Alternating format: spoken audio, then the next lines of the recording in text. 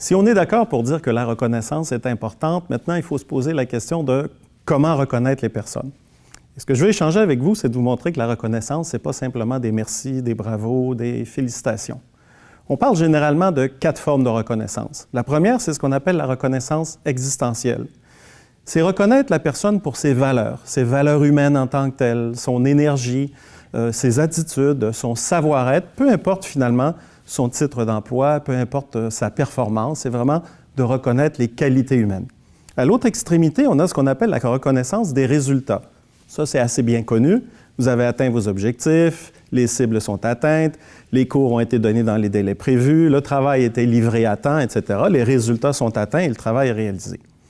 Mais la question qu'il faut voir, c'est qu'entre le moment où la personne arrive au travail le lundi matin, et donc pour son entité et pour ce qu'elle est, et qu'elle sort le vendredi, il se passe des choses entre les deux.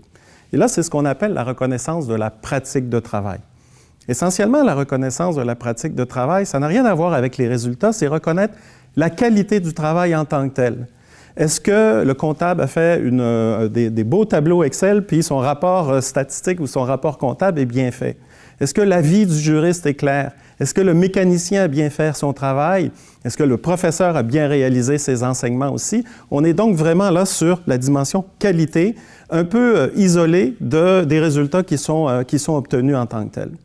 La troisième forme de reconnaissance, on vient de voir la reconnaissance existentielle, je vous ai parlé de la reconnaissance des résultats, la reconnaissance de la pratique de travail qui est sur la qualité du travail réalisé. La quatrième forme, c'est ce qu'on appelle la reconnaissance de l'investissement ou de l'effort dans le travail. Ça, c'est l'énergie, finalement, qu'on déploie pour réaliser le travail. C'est le fait qu'on va faire notre travail de manière consciencieuse, pleinement disponible pour réaliser cette tâche-là, et encore une fois, indépendamment des résultats. Et j'insiste sur la reconnaissance de l'investissement dans le travail.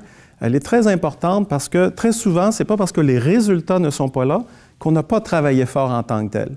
Donc, il faut faire bien attention lorsqu'on parle de reconnaissance, de ne pas être uniquement sur les résultats, mais de bien voir ces 4 formes de reconnaissance. Et les attentes des personnes sont très importantes à ce niveau-là.